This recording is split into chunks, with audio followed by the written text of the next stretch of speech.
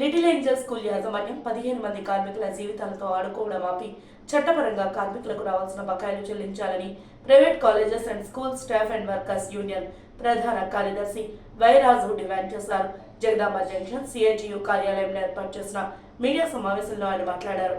ఏళ్ల తరబడి కార్మికుల చేత చాకరీ చేయించుకోవడమే తప్ప చట్ట ప్రకారం కార్మికులకు రావాల్సిన గ్రాట్యుటీ, లీవ్ ఎన్కాష్మెంట్ యాజమాన్యం చెల్లించడం లేదన్నారు. కార్మికులకు క్రమశిక్షణగా అంకితభావంతో పనిచేయాలని యాజమాన్యం నీతులు చెబుతోందని, యాజమాన్యం మాత్రం చట్టాల్లో తొంగల తొక్కి కార్మికులకు రావాల్సిన బకాయిలను ఎగ్గొట్టి జేబులో నింపుకోవడానికి రకరకాల కుట్రలు పన్నుతున్నారని తెలిపారు. సీనియర్ డ్రైవర్స్ కు ఎక్కువ జీతాలు చెల్లించాలని, 3 బస్ డ్రైవర్లను తాగి వచ్చారనే తప్పుడు అభియోగం మోపి ఉద్యోగం నుంచి తొలగించడమే కాకుండా వారికి రావాల్సిన గ్రాడ్యుటీ ఎగ్గొట్టి మరో 3 కార్మికుల గ్రాట్యుటీ ఎగ్గొట్టాలని చూస్తున్నారని ఆరోపించారు.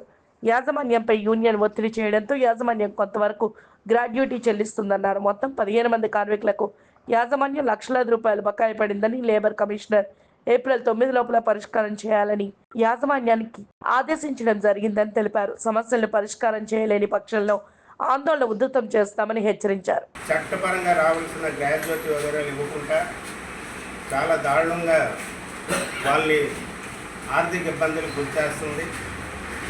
కార్మికులైతే మొత్తం క్రమశిక్షణగా నిజాయితీగా పనిచేయాలని యాజమాన్యం ఎప్పుడు చెప్పడం జరుగుతుంది. కానీ యాజమాన్యం మాత్రం కార్మికులకు రావాల్సిన హక్కులు ఏవైతే ఉన్నాయో గ్రాడ్యుటీ కానీ, లీవ్ వేజ్ కానీ, వాళ్ళకి నోటీస్ పేలు కానీ ఇవి ఏమీ ఇవ్వకుండా ఈరోజు దాదాపు 6 మాసాల నుంచి 7 మాసాల నుంచి వీళ్ళని ఇబ్బంది పెట్టడం జరుగుతుంది. లేబర్ కమిషనర్ గారు 9వ తేదీన మీరు అంటే సమస్య పరిష్కారం చేయాలి, లేకపోతే మేము కేసు వేస్తామనేసి హెచ్చరించారు. మరి 9వ తేదీన లిటిల్ ఏంజల్స్ యాజమాన్యం ఈ సమస్యలన్నీ పరిష్కారం చేయకపోతే మొత్తం విశాఖపట్నంలో ఉన్న అన్ని ప్రాంతాల్లో పాంప్లెట్లు, పోస్టర్లు వేసి యాజమాన్యం యొక్క దుర్మార్గాన్ని బహిర్గతం చేస్తాం. యాజమాన్యం ఇప్పటికే పోస్టర్లు అంటించారని కార్మికుల మీద కేసులు పెట్టడం జరిగింది. ఇది చాలా దారుణం. ఒక పక్క ఏమో కార్మికులు రావాల్సిన హక్కుల్ని కాలు రాస్తూ, రెండో పక్క వాళ్ళు పోస్టర్లు, పాంప్లెట్లు ఆందోళన చేస్తే వాళ్ళ మీద పోలీసులు కేసు పెట్టి వాళ్ళకి ఇబ్బంది పెట్టడం సరైనది కాదు. 3 మన ఎంబీపీ కాలనీ పోలీస్ స్టేషన్లో లిటిల్ ఏంజల్స్ యాజమాన్యం కార్మికుల యొక్క సమస్యలు పరిష్కారం చేస్తామని చెప్పారు. అందుకనే తాత్కాలికంగా మేము ఈ ఆందోళనని ఆపడం జరిగింది. 9వ తేదీ కల్లా సమస్య పరిష్కారం చేయకపోతే ఖచ్చితంగా రాబోయే కాలంలో పెద్ద ఎత్తున ఆందోళన చేస్తాం. విద్యార్థుల యొక్క తల్లిదండ్రుల దగ్గర లక్షలాది రూపాయలు ఫీజులు వసూలు చేస్తారు. కానీ ఎక్కడ కూడా అక్కడ పేద విద్యార్థులు కానీ, ఎస్సీ, బీసీలు, ఎస్టీ పేద విద్యార్థులు కానీ ఎక్కడ దాంట్లో విద్యార్థులకి ఫీజులు ఎక్కడ రాయితీ కల్పించడం లేదు. ప్రభుత్వం దగ్గర భూములు తీసుకున్న ఆ భూమి అంతా కూడా ప్రభుత్వం ఇచ్చిన భూమి.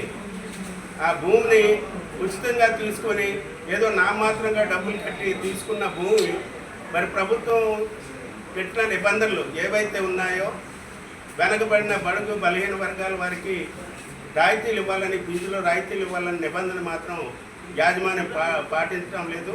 కాబట్టి ఇప్పటికైనా సరే లిటిల్ ఏంజల్స్ స్కూల్ యాజమాన్యం తన వైఖరి మార్చుకొని కార్మికులకు ఏవైతే ఉన్నాయో అక్రమంగా తొలగించిన 3 కార్మికులతో సహా అందరికీ కూడా నష్టపరిహారం,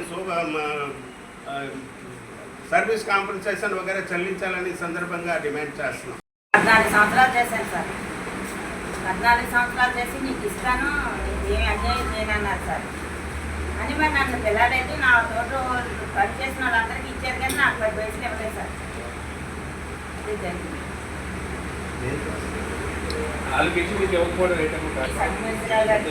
చిన్నమ్మలకి, పద్మావతికి వీళ్ళందరికీ ఇచ్చారు సార్. రావణమ్మకి న్యాయం చేస్తాం కానీ అన్యాయం చేయదని చెప్పారు. మరి దానికి తిరిగి వచ్చేసారు. మరి సంవత్సరాల నుంచి బస్ డ్రైవర్గా చేస్తున్నానండి. యాజమాన్యం ఆదేశానుసారంగా క్రమశిక్షణగా వాళ్ళు ఏం చెప్తే అది చేసి ఆ విధులు నిర్వహించి యాజమాన్యానికి కానీ పాఠశాల కానీ ఎటువంటి చెడ్డ పేరు లేకుండా చేసామండి. ఇప్పుడు మాకు రిటైర్మెంట్ అయిపోయిన తర్వాత రిటైర్మెంట్ బెనిఫిట్స్ ఇస్తానని చెప్పారు. కానీ కొద్దిగా ఇచ్చేసి సరిపెట్టుకుంటున్నారు. అదే మీకు సెటిల్మెంట్ చేసామని చెప్తున్నారు. అందువల్ల ఫుల్గా సెటిల్ చేయమని మాకు రావాల్సిన రిటైర్మెంట్ బెనిఫిట్స్ అదే మీకు సరిపోద్దని చెప్పారండి. మేము మాత్రం ల్యాబ్ యాక్ట్ ప్రకారంగా మాకు ఏంటంటే వస్తుందో అన్నీ సెటిల్ చేయమని మేము అడిగామండి. భవిష్యత్తులో కూడా 15 మంది మేము బయటకు వచ్చామండి. మాకు ఎటువంటి న్యాయం కూడా జరగలేదు. ముగ్గురు కార్మికులకు అర్ధంతరంగా తీశారు. ఆ తీసిన కార్మికులు కూడా వాళ్ళకి ఏమి ఇవ్వట్లేదు. మాకు రావాల్సినవన్నీ మాకు చట్ట ప్రకారంగా మాకు ఇవ్వాలండి. ఇదేనండి మా డిమాండ్.